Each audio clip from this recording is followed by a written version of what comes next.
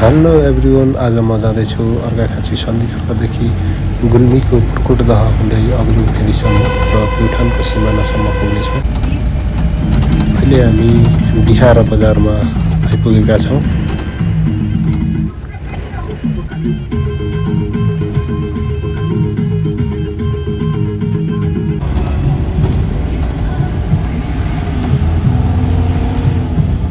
अहिले हामी साबिकको बागी गाविसमा आएका छौँ।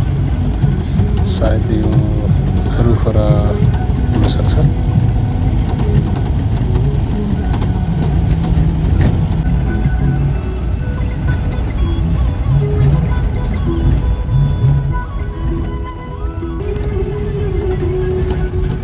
हाम्रो यात्रा जारी छ। यो सालजन्डी ढोरपाटन अन्तर्गतको बाटो पर्दछ।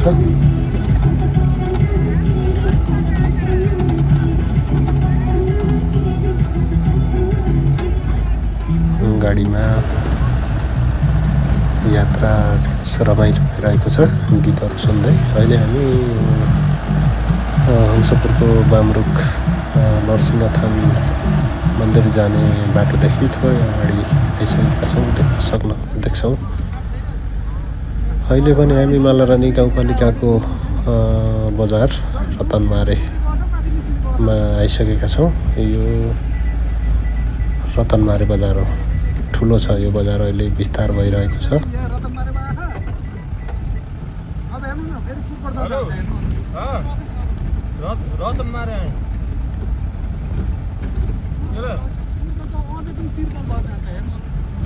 अब गाडीले एकछिन रोक्छ होला यहाँनिर। गाडीले साह्रै रोकिरहेको छ है। अहिले हामी यो लोहरी, हंसपुरको लोहरीबाट तल आइसकेका छौँ। यहाँ अगाडि देख्छौँ राम्रो त्यसलाई।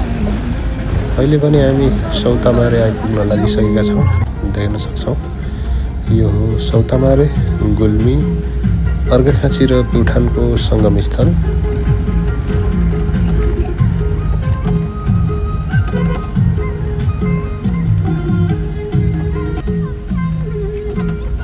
अब केही समय यहाँ पनि गाडी रोकिन्छ होला।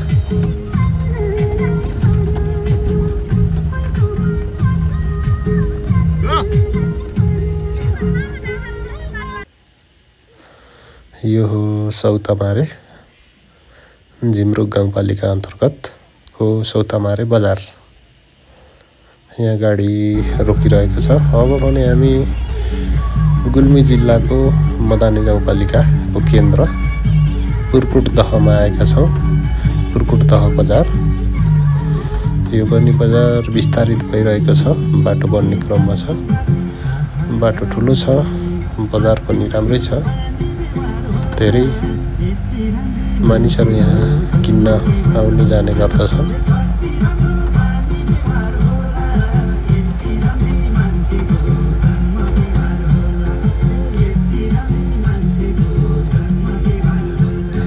अब एकछिन गाडीले यहाँ पनि रोक्छ होला।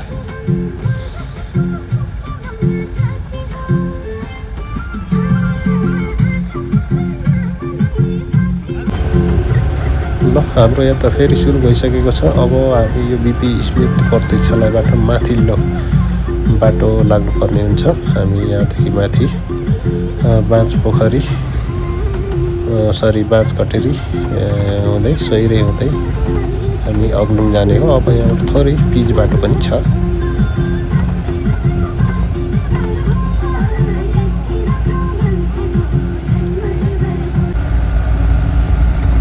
अलिकति माथि आएपछि यस्तो सम्मक आउँछ। बाटो चाहिँ लगभग ग्राभेल गाडीको छ, पिच चाहिँ भएको छैन। अब भने हामी अलिकति उचाइमा आइसकेका छौँ। अब भने चिसो पनि हुँदैछ, देख्न सक्छौँ सुन्दर खरहरू। अब भने हामी यो सैरेको उकालोमा आइसकेका छौँ। हामी यो मदानीको एकदम टपमा आइसकेका छौँ। अब ओह्रालो छँदैछौँ। अहिले भने हामी यो सैरेको ओह्रालो छँदैछौँ। अब हामी केही समयमा अग्लुङ पुग्नेछौँ। यो गाडी अग्लुङ फेदीसम्म जान्छ। यो अर्घाखाँचीदेखि बिहान 11 बजे हिँड्छ। अहिले हामी अग्लुङदेखि पनि अगाडि बढिसकेका छौँ। अब भने म आफ्नो गन्तव्य स्थानमा आइसकेको छु। धन्यवाद।